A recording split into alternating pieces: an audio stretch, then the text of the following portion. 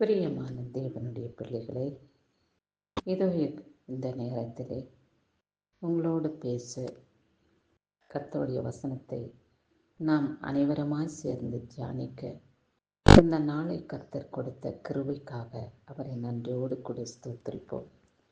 கடந்த வாரம் முழுவதுமாய் நம்மை கண்ணின் மணி போல பாதுகாத்து கொண்டார். எந்த தீங்கும் துக்கமும் துயரமும் வேதனையும் சோதனையும் வியாகுலமோ சஞ்சலமோ வருத்தமோ ஒன்றும் நம்மை அணுகாதபடி அவருடைய மகிமையின் கரங்களினாலே நம்மளை ஏந்தி பரிசுத்தப்படுத்தி பாதுகாத்து கொண்ட தேவனை நாம் நன்றி இருதயத்தோடு அவருக்கு ஸ்தோத்திர பலி செலுத்துவோம். இந்த நாளையும் கூட இந்த வாரத்தையும் கூட காணத்தக்க பாக்கியத்தை நமக்கு கொடுத்தார். இந்த நாளையும் கூட கர்த்தர் நம் வாழ்நாளிலே ஆயுசு நாட்களாய் கூட்டி கொடுத்து இந்த வாரம் முழுவதுமாய் அவருடைய மகிமையின் கரங்களினாலே நம்மளை மூடி மறைத்து பாதுகாத்து கொண்டு வருகிற அவருடைய அன்புக்கு கொடான கொடி ஸ்தோத்திரம். இயேசு கிறிஸ்துவின் இரக்கமுள்ள நாமத்தினாலே நாம் இன்றைக்கு ஜீவனோடு இருக்கிறது அவருடைய சுத்த கிருபை அல்லவா? அவருடைய கிருபையினால்தான் நாம் வாழ்ந்து வருகிறோம். அவருடைய மகிமையினால்தான் நாம் ஜீவிக்கிறோம். தேவனின் நன்றி இருதயத்தோடு உள்ளம் திரையத்திலிருந்து அவருக்கு நன்றி செலுத்துவோம். கிறிஸ்துவுக்கே எப்பொழுதும் நன்றி செலுத்துவது அவருடைய இருதயத்தை சந்தோஷப்படுத்துகிறவர்களாக நாம் காணப்படுவோம். சரி, இந்த நாளிலே கர்த்தர் நம்மோடு என்ன பேசுகிறார் என்று பார்ப்போம். சங்கீதம் 102 அதிகாரத்திலே 16வது வசனம் சொல்லப்பட்டுள்ள வார்த்தை, ஜெபத்தை அலட்சியம் பண்ணாமல் அங்கீகரிப்பார் என்று சொல்லியிருக்கிறது.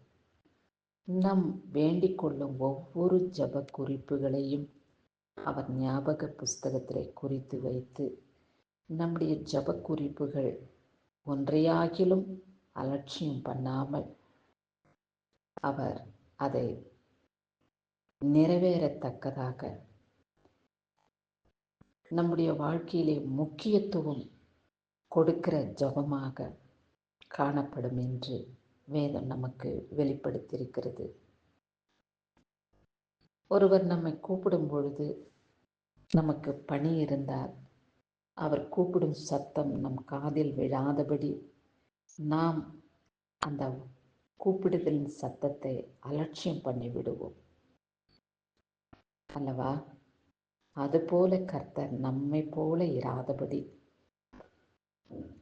சிறியவர்கள் ஆனாலும் பெரியவர்கள் ஆனாலும், தாழ்ந்தவர் உயர்ந்தவர், பணக்காரர் ஏழைகள் என்ற பாகுபாடு இல்லாமல் எல்லாருடைய ஜெபத்தையும் எல்லாருடைய ஜெப குறிப்புகளையும் அவர் மனதில் வைத்து அதை அவர்களுக்கு நிறைவேற பண்ணி அவர்களுடைய இருதயத்தை சந்தோஷப்படுத்துகிற தேவனாக அவர் ஒவ்வொரு மக்களுக்கும் வெளிப்படுகிறார்.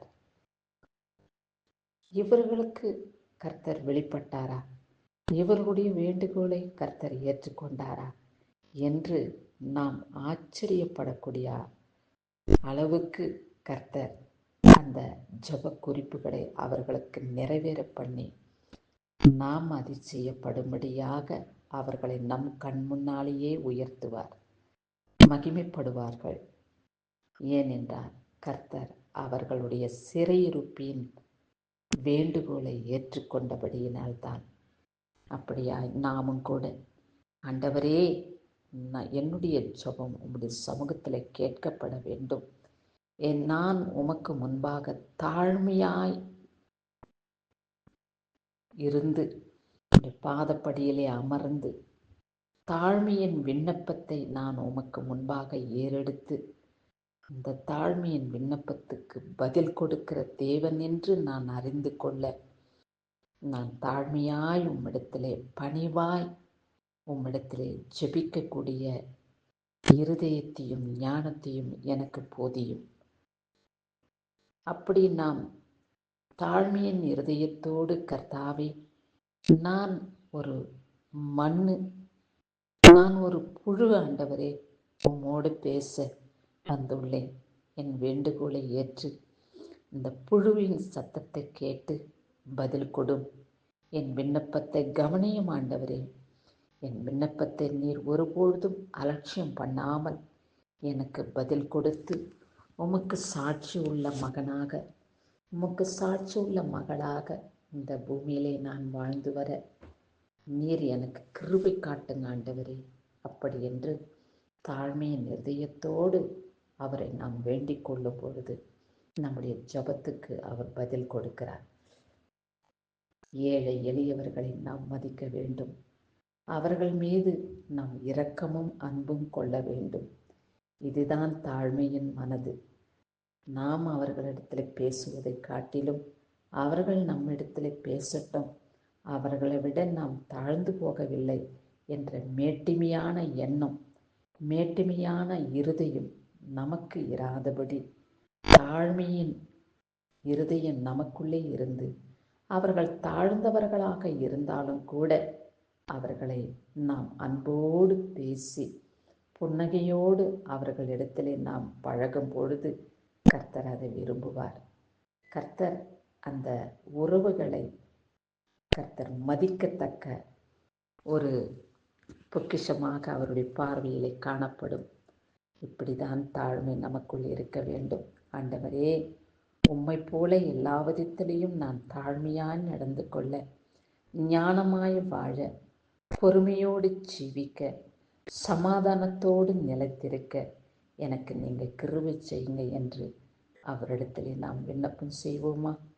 விண்ணப்பத்தை நிறைவேற்றி ஆசீர்வதித்து இந்த வாரத்துக்கு ஏற்ற ஞானத்தையும் புத்தியும் விவேகத்தையும் பலவிதமான எதிர்பார்ப்புகளையும் ஆசீர்வாதத்தையும் கொடுத்து உங்களை சந்தோஷப்படுத்துவார். கிறிஸ்துவுக்கே மகிமை உண்டாகட்டும். ஆமேன்.